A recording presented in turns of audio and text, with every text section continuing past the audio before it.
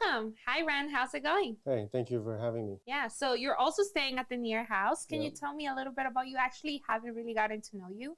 I just know you're run Orderly, correct? Yep. Can you tell me more about what Orderly is about, what you're working on? Yeah, Orderly wants to be the liquidity layer for all of Mm. DeFi in the future. And we're starting off with order books, building on Near, and later on, it will expand to other product sets and chains. So currently what we have live is a spot order book on Near, and the first application that built on top is Woo. So the WooFi DEX, which is on the application layer. So we're infra layer, aiming to be completely decentralized, providing all the liquidity for anyone who wants to build a trading application on top, or anyone who has trading needs for their application. So that's generally what Orderly is. Just imagine something like a Binance on chain, where there's a separate liquidity layer that them and other DEXs can sit on top, and as DeFi is interoperable. So that's generally what we're doing. So technically, any exchange currently on Near can use you guys at this moment. Yeah, technically anyone who wants to route to our order book will have other products like a swap and the lending pool later. But currently it's just the order book. We'll have spot and we'll have perps.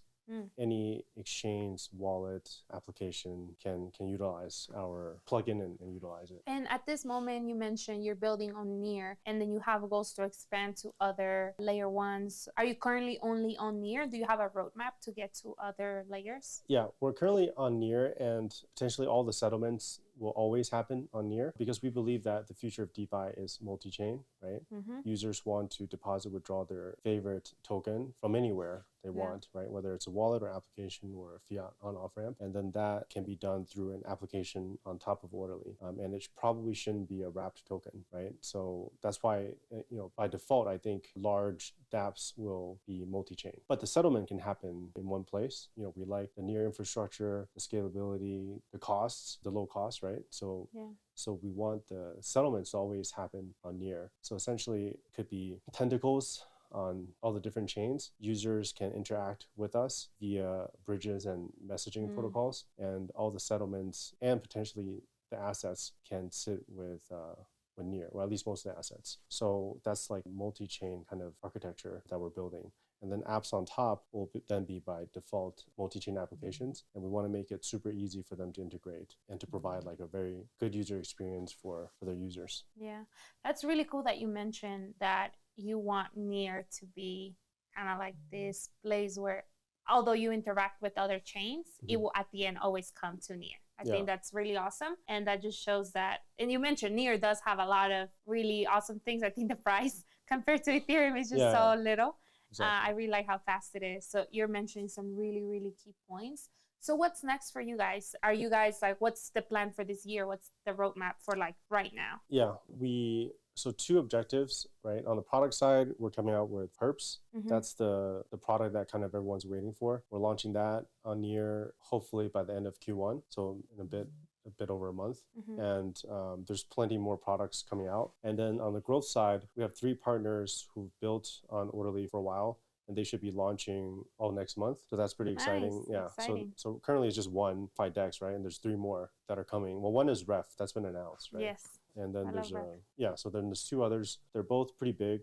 So we're always looking for more builders, established and new guys that can build on top of Orderly. We're looking for integrations with wallets. We have plenty of wallets that are integrated with Orderly, like Sender, here, a bunch of the other wallets. We're looking for custodians like Fireblocks, and that's integrated, and fiat on off ramps. So, in turn, by doing this, we also help expand the Near ecosystem in terms of gateways that users can onboard. So these are essentially, it's the users and the gateways and the sort of the traffic, right? We have the market makers already. There's 4 market makers quoting, providing liquidity. So our objectives are partnerships and users on one hand, and the product side, perfecting the product side on the other. That's the main. And we're trying to target. We have a volume number internally that we're trying to target. So hopefully we can reach it, right? It's 1 billion. You got this. You got this. It's 1 billion per day by the end of the year, and we think that's doable. That's kind of how where DYDX sits. Yeah. We're only at 1 million a day currently. So that's very impressive still. Well, it's way off, right? So then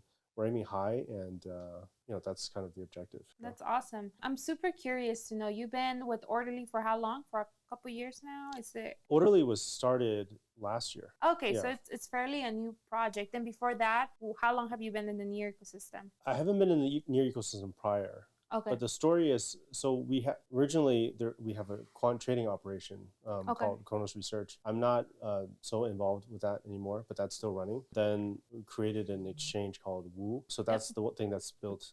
But there's a centralized side, there's a DEX side on 6 of the EVM chains, and then the order book sits on top of Orderly on Near. So we struck up the relationship with Ilya through introduction with our mutual investor, Dragonfly, and that's how the idea generation and the cooperation came about. And then we decided to do this late 2021, raised around 2022 and early 2022, and it's been a year, and it's so far so good. Yeah, so far so good. Congratulations on everything going on. Thanks. Yeah, I guess let's end it on a good note. We always like to ask this question. Share with us like a crazy story. Yeah. Either can be funny or inspirational, something that has happened to you. Yeah, well, crypto is very crazy.